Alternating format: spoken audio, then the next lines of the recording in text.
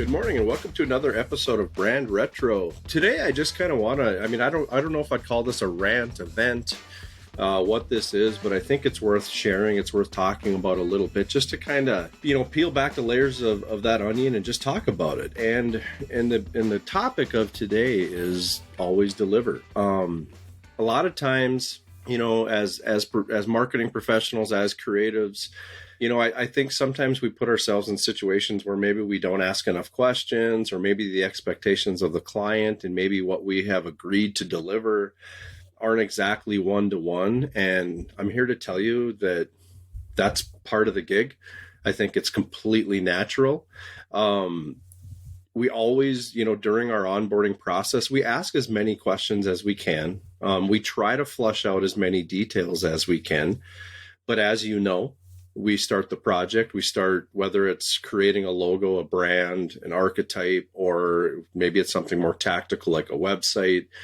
Things develop from that, realities develop from that, and details develop from that. And sometimes it's details, limitations, and things that come from our side of the house. And sometimes it's the client saying, hey, I didn't know how that worked.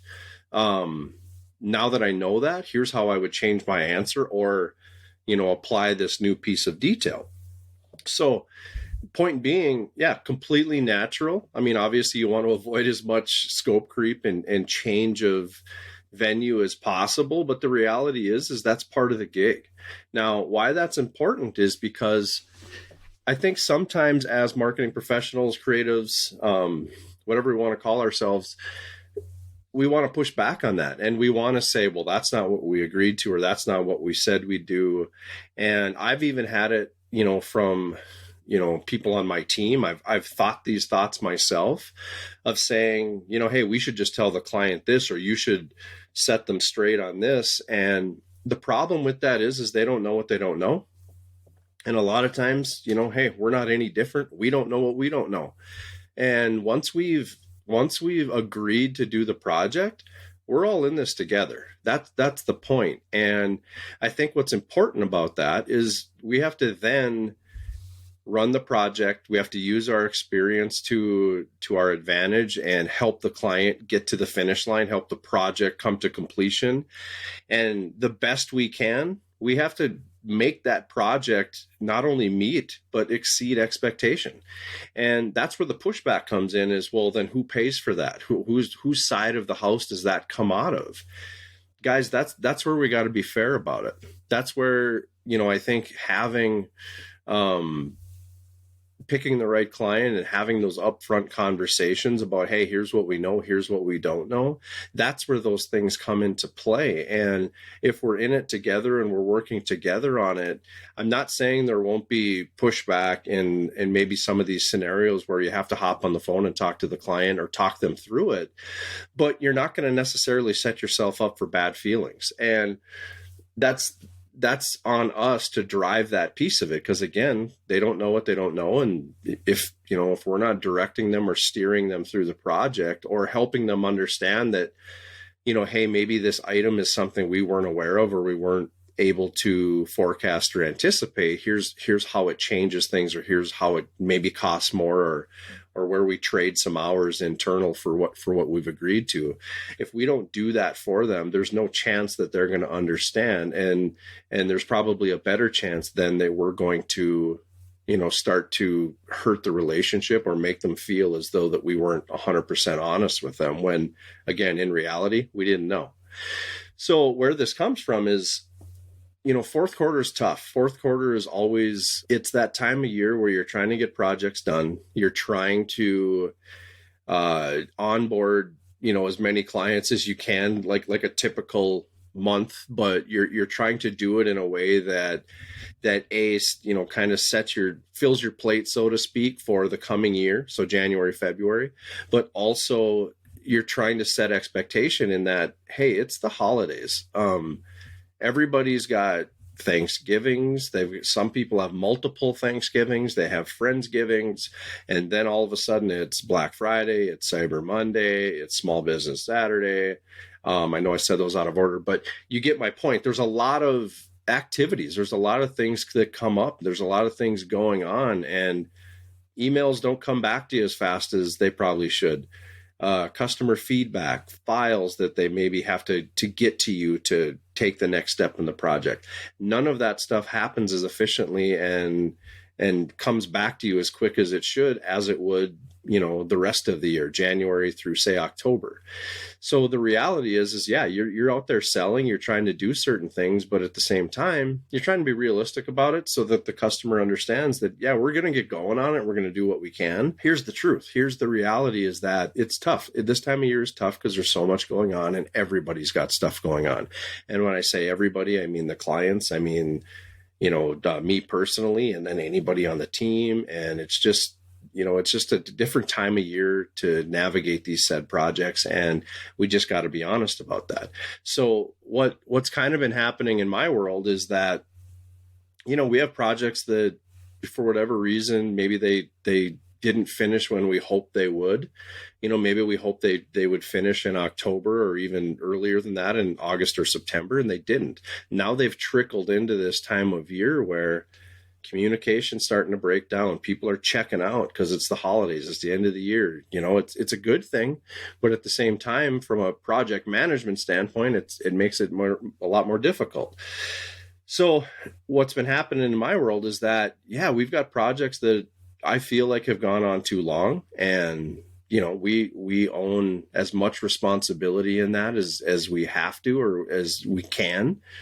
But it's also, hey, we didn't communicate it as well as we maybe needed to the client. So whatever percentage falls on the client for not getting it to us is still kind of our fault in a way, because we didn't set them up for success and we didn't over communicate the idea of, hey, if we don't get this done by October, things slow down and now we're all going to be scrambling to try to get this done. The byproduct of this is you have clients that are a little frustrated because they wanted their stuff done.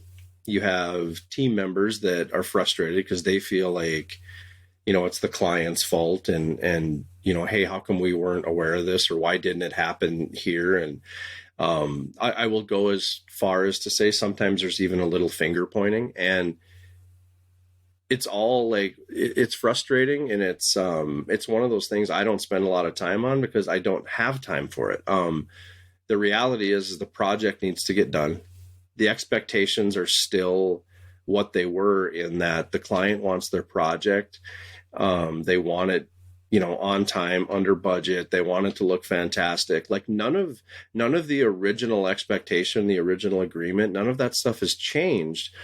But because now we're behind the eight ball, or maybe things didn't go as hoped, now all of a sudden it's, a scramble, and it's frustrating. And it's, we go to our human behavior of it's not my fault or it's somebody else's fault or whatever the case may be. And the point of this is, and why this is kind of worth talking about, is because, guys, that shit doesn't matter. It needs to get done, and we have to focus on the goal, and we have to focus on the expectation, and we have to focus on maintaining not only the relationship and what we said we do for the client, but we have to maintain our own brand. So what I mean by that is that, and I'll give you just an analogy on it, is that, no offense to McDonald's. I love McDonald's. They're, the Big Mac is fantastic, whatever. But I know that when I go to McDonald's, I'm buying a $3 hamburger. I'm buying I know that, with the price that they're asking me for and how they're selling me their product, my expectation and what they're asking me to pay is very much in alignment. Therefore, I walk out of there 99% of the time feeling like my expectations are met, and I feel good about the price, and I'm happy with it. Why that matters is that if McDonald's started charging $50 for that hamburger, our expectations would change. We would look at that hamburger, which previously we thought was fantastic. We'd look at that Big Mac and we'd go, man, for $50, that was horrible. And why is that? Because 24 hours ago, a minute ago, whatever you want to look at it, when it was a $3 hamburger, it was just fine. And now that it's a $50 hamburger, it's different. So what this analogy is hopefully pointing out or illustrating for us is that as marketing professionals, as creatives, when we're going to raise our game and we decide that we've hit a certain level as web developers or as marketing professionals, as graphic designers, logo designers, whatever we want to say, if we feel like we've hit a certain level where now we can request more money and we're more exclusive with it, and we're going to be that much better at it, and we're going to go after bigger clients because, hey, we can live up to those expectations, and because of our experience, we deserve that money, then guess what? The expectations track with it.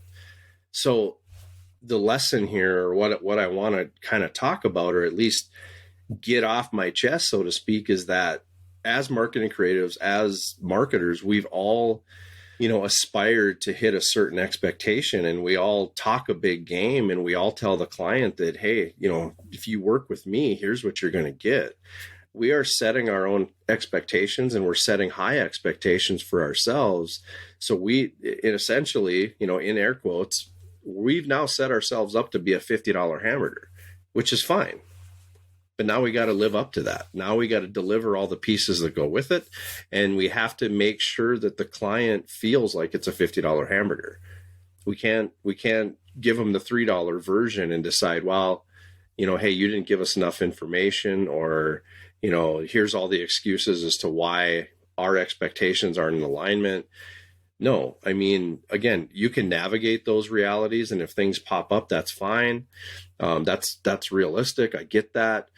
But our goal is to figure out how to always take those hiccups in the process, or those issues that pop up, and how do we translate them?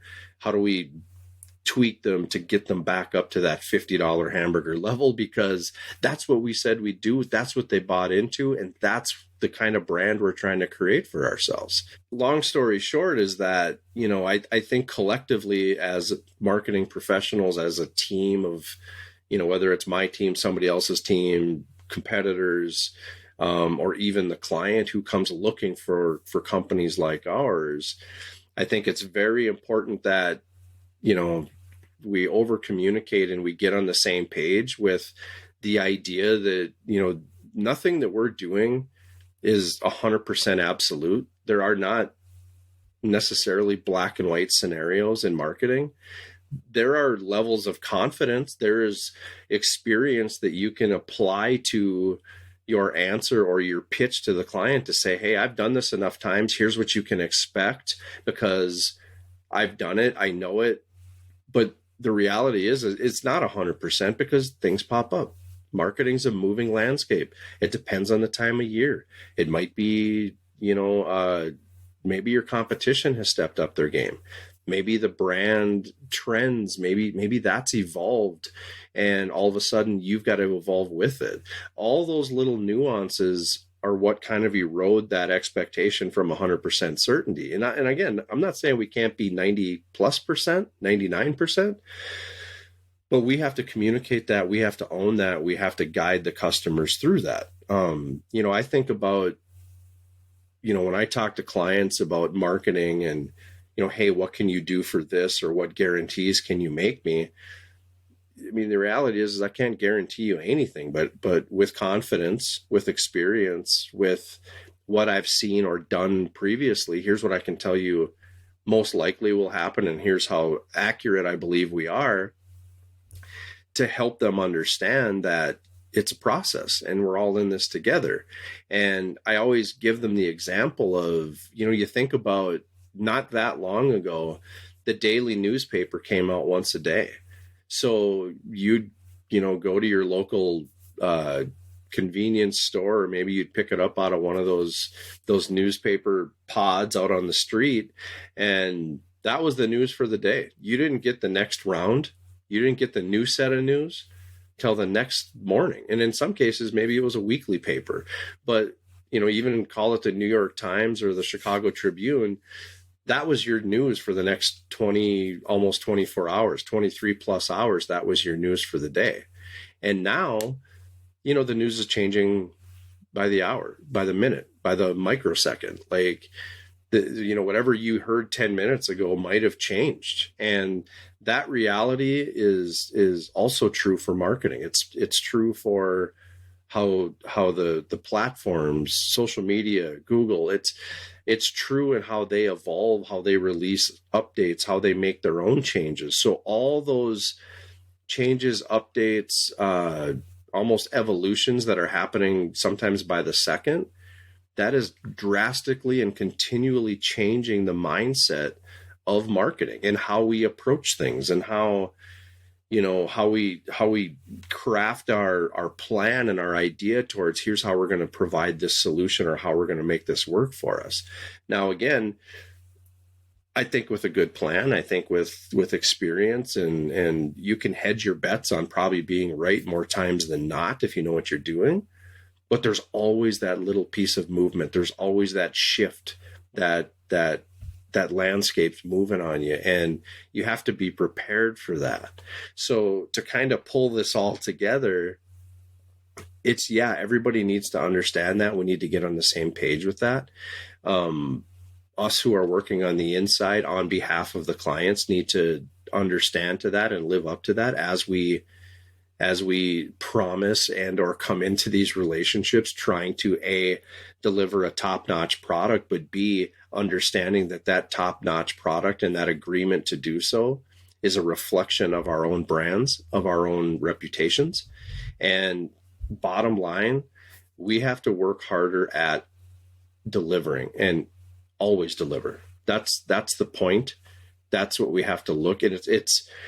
It sounds like a rant, and it sounds like I'm beating up on the topic, and maybe to illustrate the point, I am a little bit, but the final message of always delivering is an optimistic one. And it's about, let's do what we said we were going to do. Let's do it right.